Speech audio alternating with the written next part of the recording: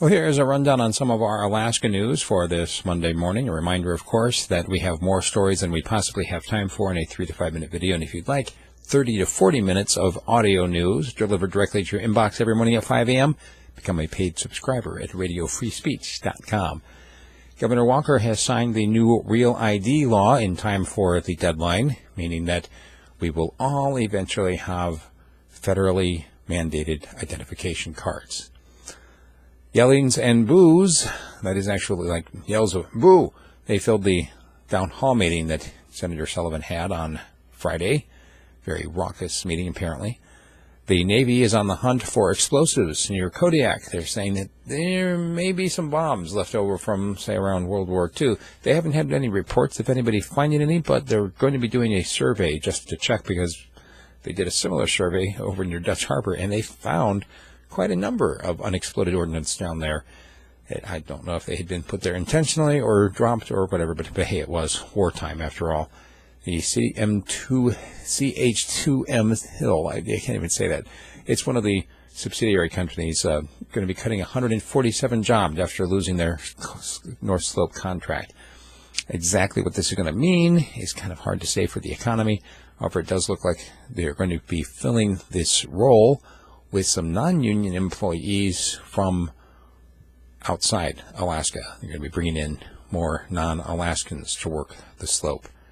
An Anchorage woman has been sentenced to jail time for selling veterans' funeral benefits and then stealing the identities of the vets that she sold the benefits to.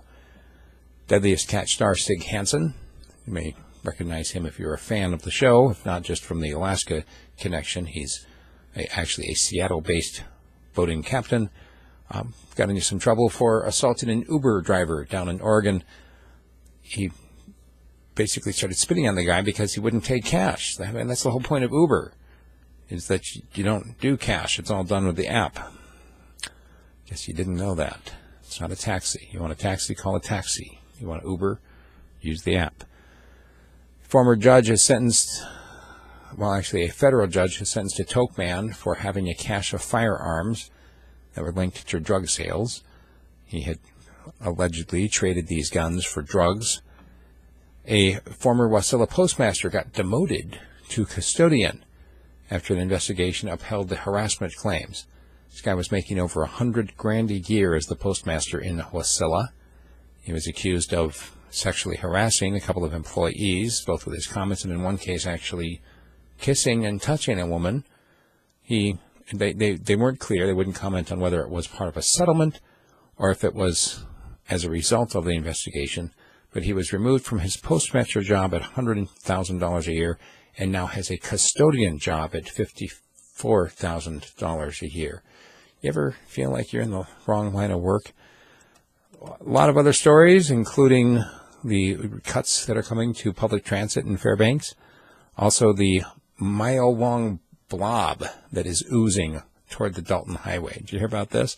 The state is looking for help in fighting it. Basically, this blob has been advancing on the Dalton Highway for years.